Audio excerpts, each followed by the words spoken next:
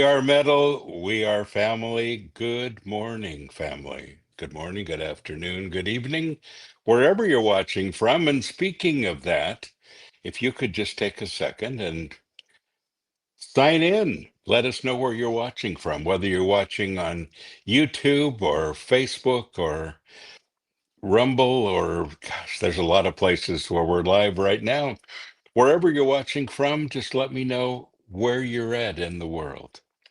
And we got a lot of things on our show today. Hayden Cochril is here with us. Hayden is the author of these two fantastic graphic novels, The Crimson Six. And I'm excited for these, and I'm excited to chat with Hayden and for all of us to learn what he's up to right now. He's got some things going. We'll talk about that. We've got Josh Bramlett is here with us also from The Protest, and great band. If you haven't heard them yet, you've been living under a rock. Anyway, we're excited to speak with Josh and to talk about not only their touring right now and the music that they're producing, but their big upcoming show at Immortal Fest as well. So we've got that to talk about too. So lots of things going on, folks. And can I just remind you that we have a number of books that I would suggest you can find them on the Sanctuary website and of course on Amazon and wherever. If you don't have the Metal Bible yet, it's time. It's time. We started this project in 1999. It's an old project, but it's in 12 languages now. Great New Testament. And at the beginning and the end are tons of testimonials from people in the metal world, and you will totally enjoy that. And then we've got a lot of books. I just held up the two books from Hayden. Um, these are all on Sanctuary Press. We've got a great book by Roger Dale Martin called This Is What Happened, the story of basically Christian metal, but Vengeance in particular. And really great book by Roger Dale. And and then some of my books. Seriously, Letters to Myself at 21, and that's available. And we've sold a whole lot of those. This is the journal edition, the devotional edition. If you don't have that one, it's a great idea. And of course, we have it in German as well. And love that it's there. And then, of course, the one that I would recommend for everybody, my 365-day devotional commentary is right here. And these are devotions for every single day. Some quotes from some great people that you'll recognize, and a whole lot of people and a whole lot of love went into this book. And I have another one that I'm soon to release. We'll talk about that before too long. And don't forget all of our mugs, our t-shirts, our posters, all of our stuff. We are metal, we are sanctuary. Well, that's true too, but specifically, we are metal, we are family.com or sanctuaryinternational.com is where you can find those things. Well, we've got a great weekend coming up. And if you're in the Nashville area, we'd love to have you come and join us for the gathering. And the gathering, we've got a special guest this time. Terry Tripp will be here with us. If you remember the old days of TBN, the Tripp family was on TBN, and Terry actually at 12 years old had his own show. He was the rock and roll guy on TBN. And of course, he's all grown up and great author, great speaker, great singer. And he has a new book that I love, and I wanted him to come and talk basically about the book and to tell us the story behind Shut the Hell Up, Silence the Roar. And he'll be with us on Saturday. Sunday, as always, church here at Sanctuary. We call it 242 at the Storehouse. And right here at the Storehouse, we we will be having our Sunday morning service, as we do every single Sunday at 10:30, and we'd invite you to be part of that. Lots of good music, lots of food, lots of great fellowship, and some teaching, Socratic discussion. It's awesome. So that is every week here at Sanctuary. Once a month, the first Saturday of the month, we always have the gathering. Our worship band will be performing for the gathering, our metal worship band. And otherwise, every Sunday, Jim Laverty from Barron Cross has the regular worship team, comprised of a whole lot of people from a lot of bands, from Fear Not and Vengeance and et cetera, et cetera. There's a lot of people on the band that you would recognize as well, but just great music, great time together. AV is here. He says, happy 4 years of Death Therapy's Melancholy Machines. You know, this is a guy, AV, that knows everything there is to know about Christian metal, and he's been to pretty much every concert within a good radius, and he travels a lot too. So, and it's always good to see him at things. Good morning, Barry. We love him very, very much. Good morning, Pastor Bob and the Sanctuary family. And he says, good day, Hayden. And let's say good day to Hayden. Hayden, join us on the podcast this morning. Ladies and gentlemen, Hayden Cochril. Hello. Good day to Barry. Yeah, there you go. So, and we always say that we love him very, very much. I love He's that. a very cool guy. Yeah, yes. Well, Hayden, we have a lot to talk about. So, you know, not only am I your biggest cheerleader, and I always tell you that, Yeah. these books, folks, unless you've been living under a rock, you probably know about them. Do you own them? Just saying, do you own them? You can get them in hard copy. You can get them in the Kindle edition. Actually, the Kindle edition's pretty cool, isn't it? Yeah, the Kindle edition is cool because it can feel like you're watching a movie because it does Yes. the panel by panel widescreen. So, and it's cheaper. So if money's a issue, and space, if you're like, hey, you know what? I don't got room, there's a Kindle just for you. Well, and I love that. And like you said, it goes from frame to frame, and just such great books. Now, Hayden, this is not a small task. No. Talk about that for a minute. Yeah. So, I'm basically the author, artist, letterer. So I do the normally if you know anything about comic books, they have a separate person for each stage. So you'll have the writer. Sometimes the writer and the artist will be the same, but typically you have a writer, then you have another guy who's an artist, then you have another guy who does like the letters, and then you have another guy who like edits it. And that's basically to be a well-oiled machine. But I'm kind of all of it outside of I have some good like proofreaders and people to help me, but mostly I'm kind of a one man show, mostly just because I'm broke. But Well, because of that, you are the other guy. You are the yeah, other guy, right. Hayden. Yeah.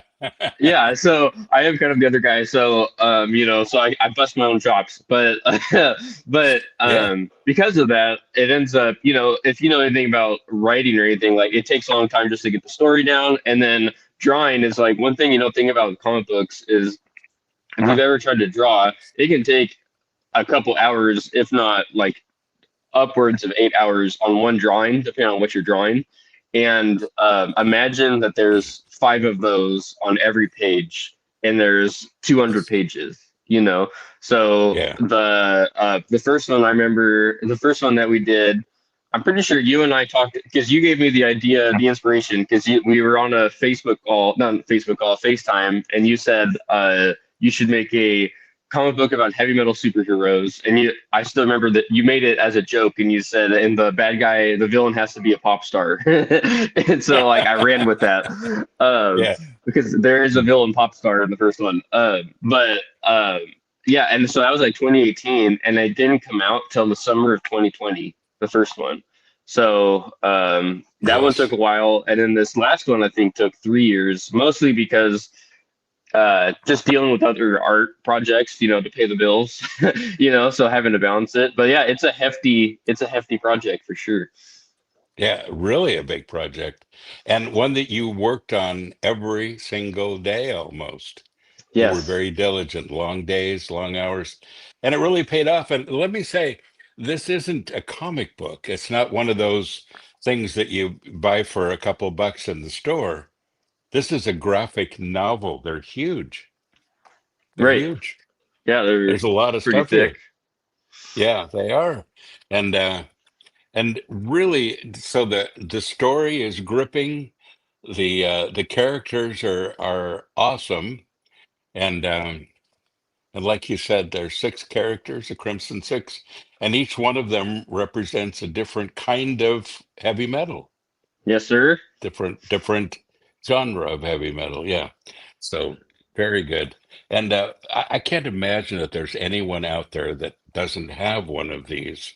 Because I think, when that trumpet sounds and the Lord calls us to go home, He's going to say, folks, we're ready to go. Grab your Crimson Six novels and let's go. So I think that's probably what's happening. Yeah. Oh man. So get ready for that. And Right. maybe your Bible too or something, but especially the Crimson Six. So Hayden, you're still drawing right now, and talk about what you're working on.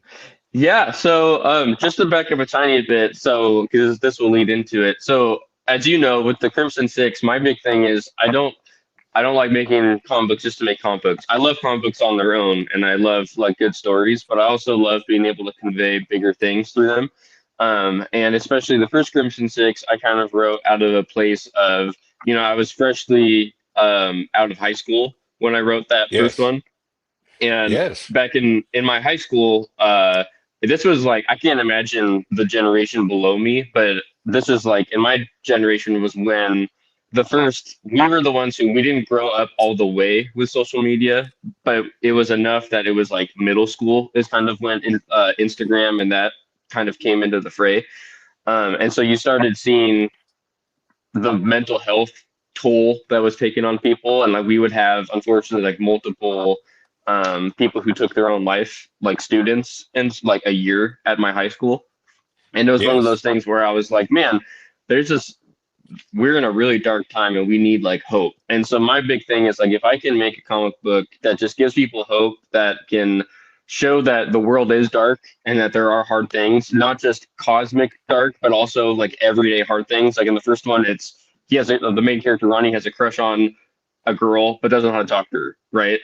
And so I think a lot Mm. of us can like relate to that. And then also like he has a hard home life, but at the same time, the Grim Reaper is trying to destroy the world. And so I wanted to like make stories that talk about the bigger emphasis of evil while also dealing with the hard things of everyday life and showing that there's hope and forgiveness and yeah, just like there's good stuff in the midst of it to give people hope and stuff. And so with that, um, as I've been like kind of reflecting on the Crimson Six books, the Crimson Six will still continue, but what the hard thing with series and especially with comic books is the longer the series, the easier it is for people to fall off and to not pick up the next Mm. one. And so you kind of have to continually build your brand in other ways and then Yes. keep Yes. bringing stuff out. And so I got really into westerns over the past year. I'm a big western guy, and the thing I love about westerns is that they're great at highlighting how to be an honorable man or an honorable person in a world that is wanting you to not be that. In a world that makes Mm. it that everything about the world and the rough frontier is telling you that you can't do that, right? Yes. And especially as so I help out. I'm a youth deacon at my church, and I'm seeing right now young boys and men like are in a really hard time and trying to find out what does it mean to be a man, what does it mean um, to seek after Christ, what does it mean to lay down your life for others, and I'm just seeing that as like people are struggling with that, and I was like, you know what, westerns are great for that. I want to make a space western that kind of deals with that, and so I'm starting. I've took ever since October, I took it to write the script. I went over it more than I did with the Crimson Six. Like this took me dramatically more to write than the Crimson Six, but it's because I wanted to make sure I got it right. But basically, I can't give away the name yet because it's too soon, and I don't have any pages. But John put up a picture earlier of the concept art for the main character, and his name is Kai. And it's basically in a nutshell, it's a teenage kid on a planet, because it's a space western, right? Who his dad is part of what's known as the lawmen, which are like the guys who uh, it goes way back in their generations that they're the ones who help keep peace and bring good and hope to the universe. But Kai doesn't want to do that. Kai thinks that having to follow that and lay down what he wants is bad, and so he's trying to escape it. And then some bad stuff happens, and now he has to force himself to, like, he's at a crossroads. Does he pursue his calling, or does he try to make a road for Mm, himself because he thinks that's the better way? And one of the big themes is one of the big themes that I've been exploring just in my own life and like watching in the world, and I think that you would, I think I'd love to hear your thoughts on this, is the idea of when we lay down our duty or responsibilities or our callings, other people suffer because of it. yes, Um, yes. and that's kind of one of the big themes that I'm wanting to do with that. So that's kind of what that one's about. Great, great. And that was my sermon last Sunday, Oh, was it? right there. Yeah, Oh, yeah. cool. That you're the only person in your skin to do your job. Right. And that is important, isn't it? Hayden, I can't tell you how excited I am, but I just see a red flag going up, though, I have to tell you. This doesn't mean that you're getting into country music, does it? No, no, no, no, no, Oh, no, no. okay. Yeah, All right. yeah. Good, good, But good. my wife does like country music, but don't What? worry. What? When we're in the car, she'll turn it on, and I'll just luckily it's one of those cool steering wheels with the arrow buttons, so I'll just click skip. That's great. Well, she just needs to get saved. Yeah, That's all. yeah. So, We're yeah, praying. I'm that's okay. fasting and praying 24/7 for it. So Yeah, well, there you go. There you go. Well, I am so excited for this new project, and you need to come on the show every once in a while and let's talk about what's going on with it. And but if you don't know, Hayden kind of is the face of Sanctuary. You know, even all of our coffees, and he has done the pictures and the layout on all of them. Really, really great job. And they all have a different kind of caricature, as you know. And there were just a couple of them. There's some Brood Awakening, but Hayden, you've done that. You do well. I mean, just looking at the stuff right now, right up in the top corner there, the Metal Family. Um, just about everything that well, you can tell which ones you've done, can't you? We know your yeah, style. Yes. right. So, and we're still just as excited about your style as we've ever been.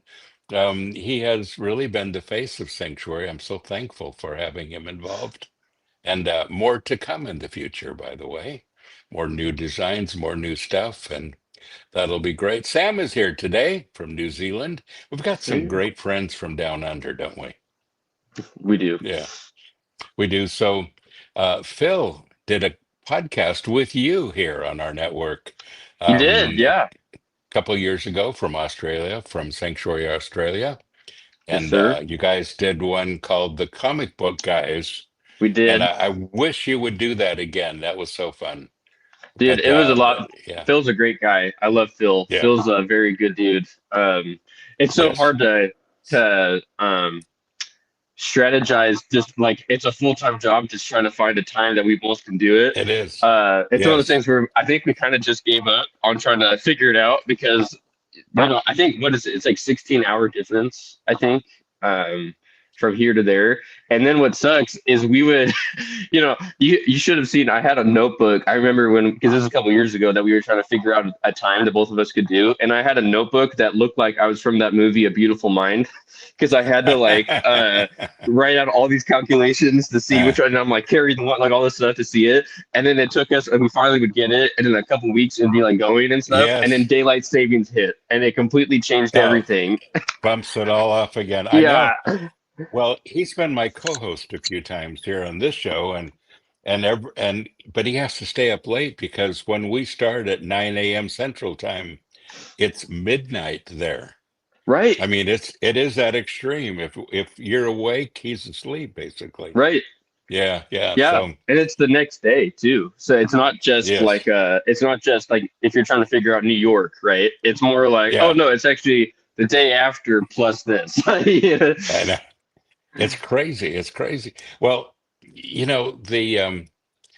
uh, the books are awesome, folks. If you don't have them yet, please, you can go to Amazon, probably the best place to go to, Yep. and having hard copy is really cool. They call these also coffee table books, Oh, okay. and they're that size. And the whole idea is to put them on your coffee table and impress people when they come into your house. And these folks, let me just say, after you read these, put them on your coffee table, and people will come into your house and say, "I didn't know you were that cool." That's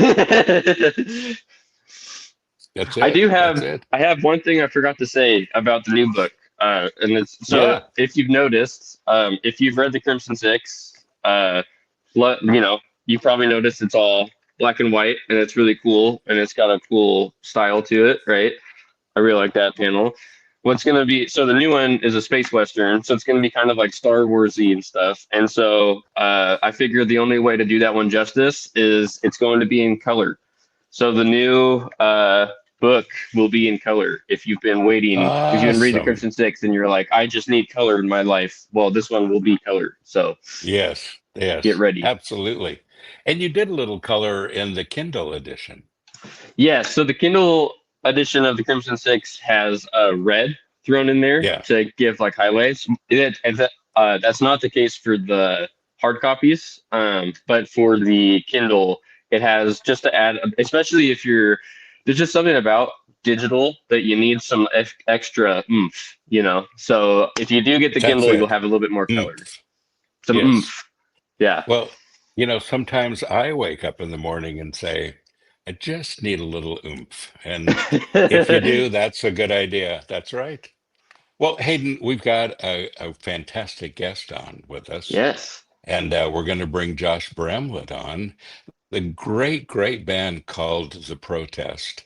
And I love their stuff. I love their music, and excited to spend some time with them again this summer. And very happy to have Josh on the show with us. Hayden, you're staying. We'll interview him together and find out what makes him tick. Folks, don't go anywhere. Hayden and I and Josh will be here in just a minute.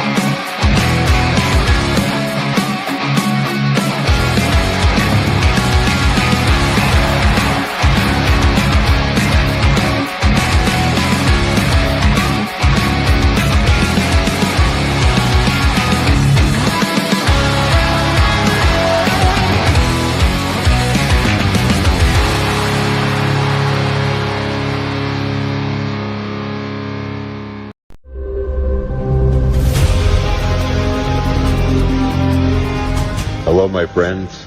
I hope to see you this year at the Loud and Proud Festival. I'm going to be there along with a lot of great bands and a lot of great people. Great fellowship, great music, great time together. Loud and Proud Festival coming up.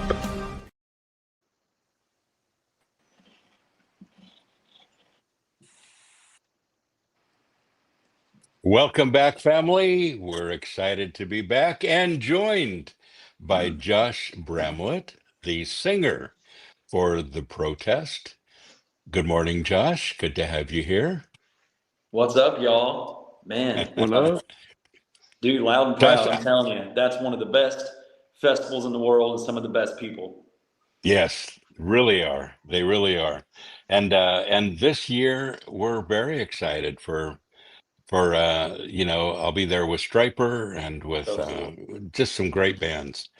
And they are very excited. We just did a show in Denmark with the guys from Loud and Proud. We had Chaotic Resemblance come and do Oh, a. I love those guys. Yeah, they're they they're just the came and did best a thing. dudes. Yes, and by the way, our worship band in Denmark, well, composed of guys from Sanctuary Denmark and Sanctuary Kenya, um, have a band called At the Mountain, and they are actually doing their heavy metal worship from a stage in Denmark to 6,000 people this weekend. Wow, What a wonderful opportunity. Josh, amazing. don't you feel like God is just opening some doors right now? Oh, it's absolutely wild. Um, it's so cool to see what this community is doing to reach people and what God is Yes, doing through us. It's truly unbelievable. I mean, Christian rock, metal, faith-based rock and metal. It always ebbs and flows, right? Sometimes it's not accepted. I mean, even by people who follow the Lord, they're afraid of it. And then a lot of the secular world thinks it's cheesy and lame, and I think music brings us all together. And I'm seeing such a yes, resurgence in Christian music as a whole. And I think Christian yes, metal is, I mean, I'm biased, of course, but some of my friends' bands and stuff that are in Christian metal, I think are some of the best rock bands, period. yes, without a doubt. And I'm surprised at how much even the old metal is coming back around. Yeah, Just, do you know what the number one selling genre of metal is? I mean, not just Christian metal, but heavy metal. The number one genre right now is melodic metal, that's which Mm. which so cool. melodic metal, symphonic metal, that whole genre, that's number one right now, the number one selling, not just among older people, but among younger people. That's Wow. amazing. Yeah, Yeah, I would have never guessed that. That's incredible. yeah, yeah, it is. And that's internationally. Yeah, But of course. I've noticed. I just got back from doing three of our festivals, one in Switzerland, one in Denmark, and then our oldest festival we've done for 26 years now in Sweden. And I've watched them evolve in a certain way. When we first started, there were a whole lot of young people, and those young people became older people, and and it's cool that they're bringing their kids who are the same age that they were when they started coming, and their kids are into both kinds of bands.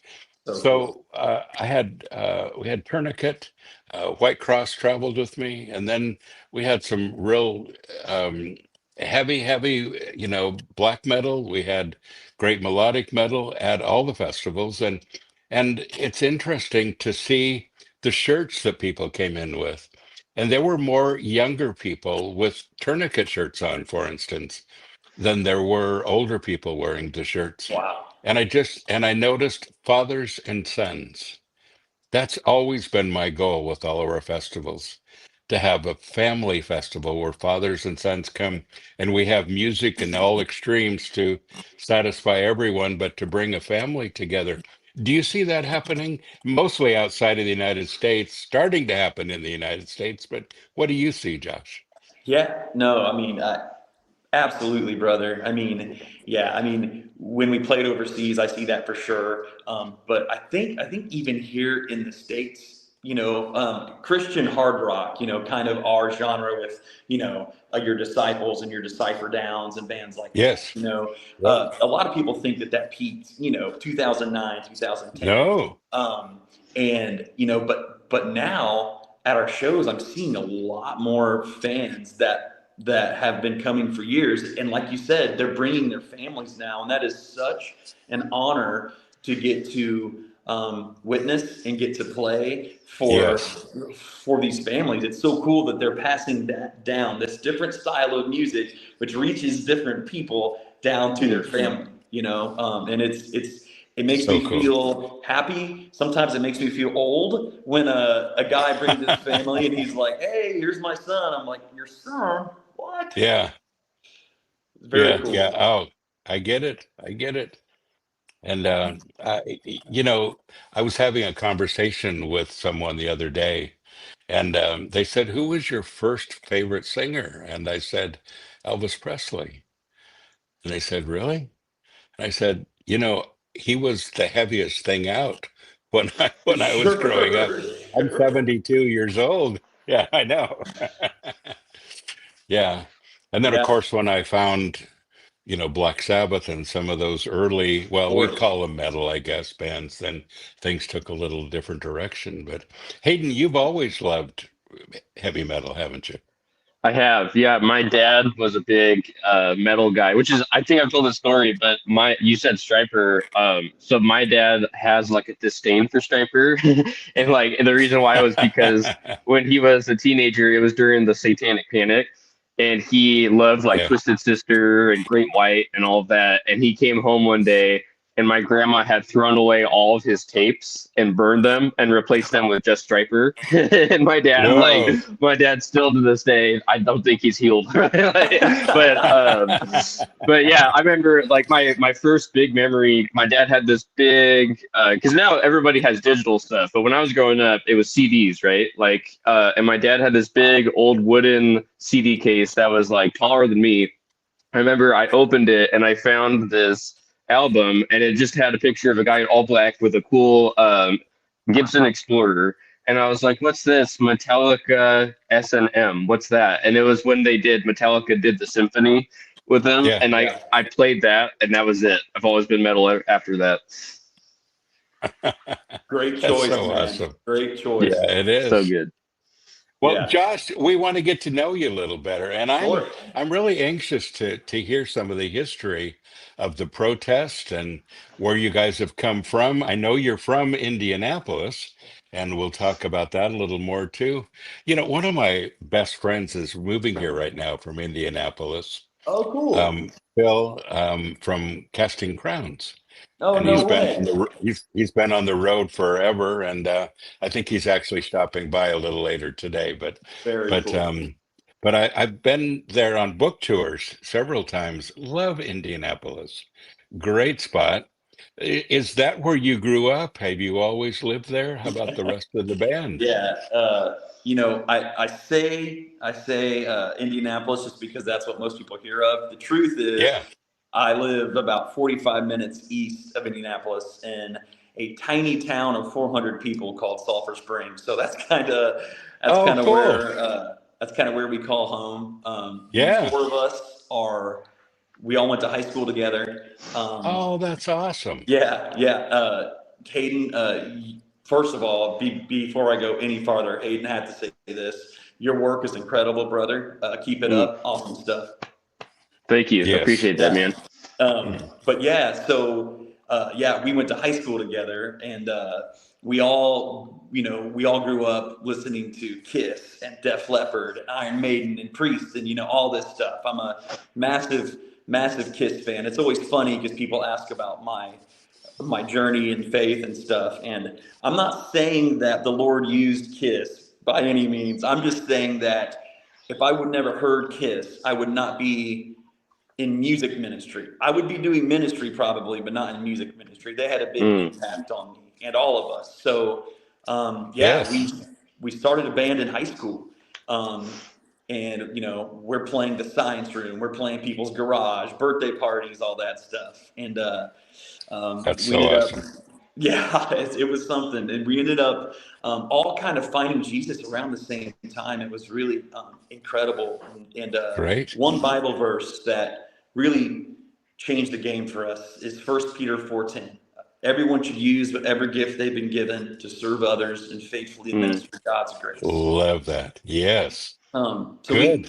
So we took that and ran with it. God gave us these, that's so cool. yeah, And and you guys met in high school. yeah, Now, you said 400 people in your town. How yeah. many did you have in your graduating class? Well, there's some towns around it, but I mean, my graduating class was about 100 people. Mm. Okay.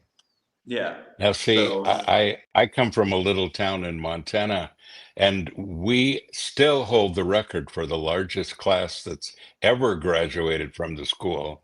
And there were 19 in my graduating class. Yeah, yeah. man, I So, went to a big school compared to that. yeah, I Yeah. know. Yes, that's huge, huge.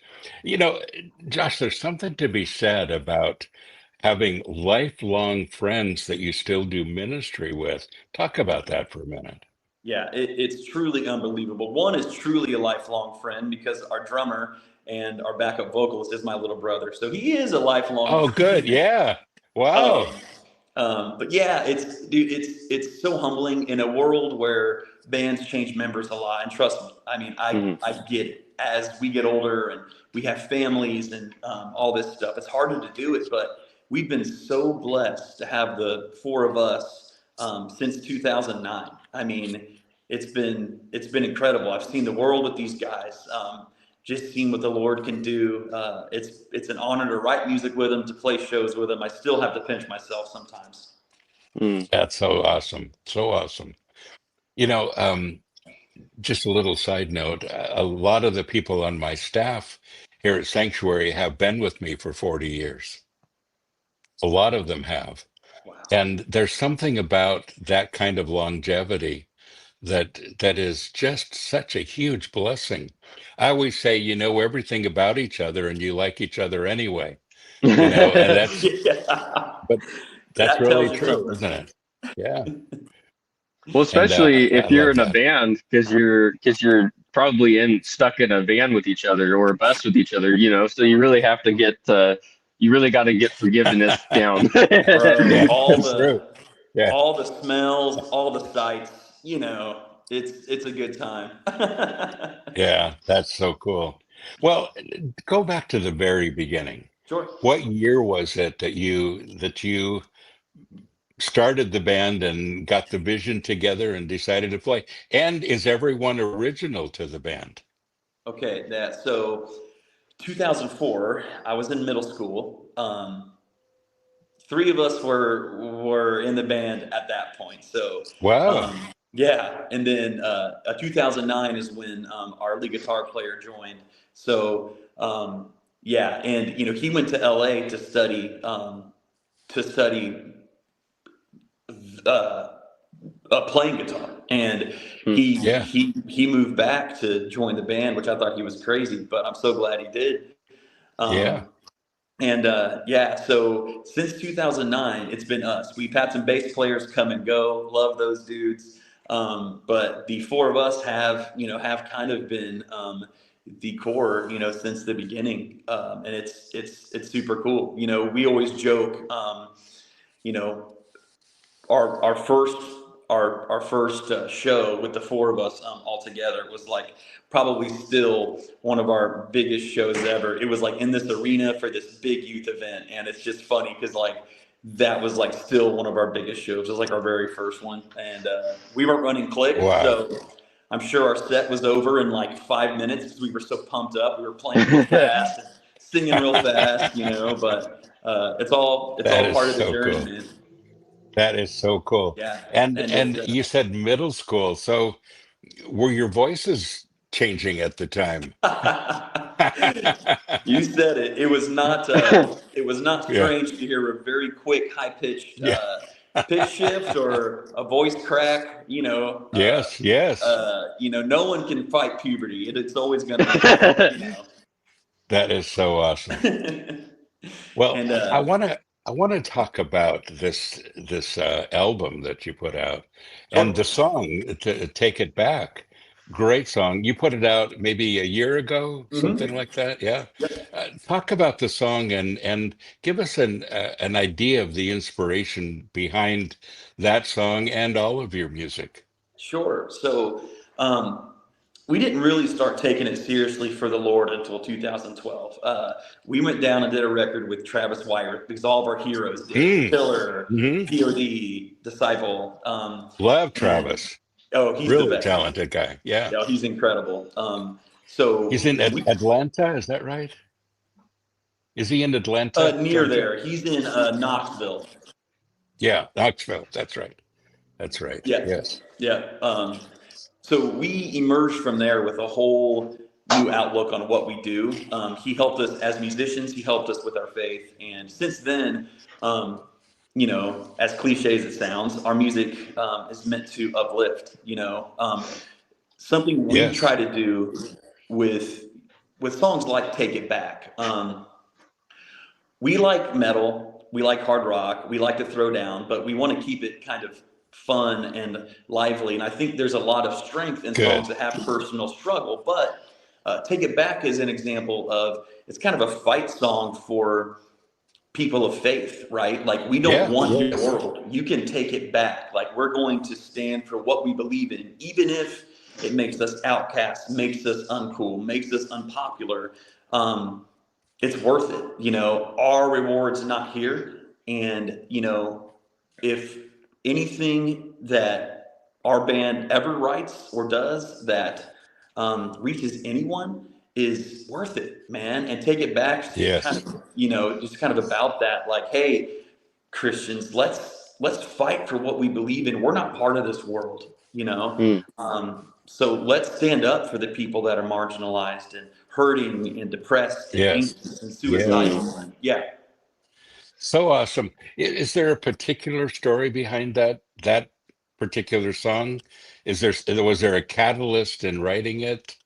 And how do you write? Does everyone write? Is there a specific person that does most of the writing? sure. Yeah. Awesome question. Yeah. So Take It Back was kind of inspired by I was sitting there talking to a gentleman about what we do, and it's funny because I have another song kind of inspired by a similar situation, and we're sitting there. He's not familiar with Christian rock. He thinks all musicians are crazy and poor and will amount to nothing, and Mm. so he was sitting there just telling me like, "Hey man, like a life in music is not good. You're never going to make money. Your wife's going to get tired of you doing it, and all this stuff." And I remember just telling him, because I hate confrontations. I sat there and just took it, right?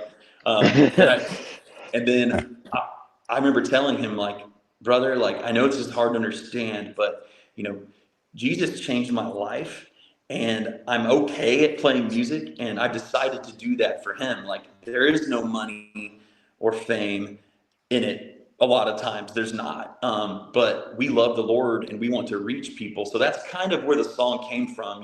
Like, take it back. I don't need the money, the fame. We don't need this fallen world. And then as far as writing goes, yeah, we're pretty rare in this category, I think. Mm. The four of us really like to get in a room all together and write. Now, sometimes someone will have a riff or some lyrics Mm. ideas, but it's not a protest song until everyone has their stamp on it. That's what makes it Mm. special. So, Oh, that's awesome. yeah, I mean, we continue to do Yeah. that. It takes a little bit longer sometimes to get music out, Mm. but we wouldn't trade it for the world because we always believe it's I love exactly that. what the Lord has for us to say. Yeah. I love that. That's awesome. So, writing is really, um, you almost feel like a conduit. I know that some of the songs, and of course, I do a lot of writing personally with books, Oh whatever, yeah. but But a lot of times I have no idea what I'm doing until I sit down and I begin to plunk out what I'm doing, and inspiration hits, and I'm very aware that it's not from me. Amen. Mm. Do you feel that way Yeah. sometimes when you're writing? Yes, I think Hayden can probably say the same thing, right? Like, Yes. like when I mean, there are days where you feel like you're bogged down and you're hitting a wall and things aren't coming. But like a lot of times, you're totally right, brother. Like I go in with really nothing in mind, but then I always pray before I write for His words, and my favorite times are when the pen just won't stop moving Mm. because Mm. I'm so inspired, and just like you said, like it's not my brilliant mind or anything like that that's making these lyrics so cool. It's the Lord, you know what I mean? Yes. And we try to lean on Him for what He has to say. And I love it when it's just flowing, you know what I mean? And you're writing so fast, like you can hardly keep up with it, those are really, really special. And it does feel like you're being used. And at the end of the day, like, Yes. that's what we want. Like, all glory to Him. Like, please use me. Well, let's talk about that in a little more detail because, it's interesting, Josh, how the body of Christ works with our spiritual gifts. Hmm. I count on my staff to have gifts that are different than mine, Mm. they can plug their insights and their visions into what I'm feeling. And I always tell people on Sundays to be involved with our Socratic discussion, and Socratic meaning that everyone talks. I Yeah, lead the absolutely. discussion, but we all talk. And I always tell them that if you leave here and you've only listened to me, then you're going to leave here unbalanced because Amen. I'm not balanced. But we Sure. balance each other with our spiritual Yes. gifts.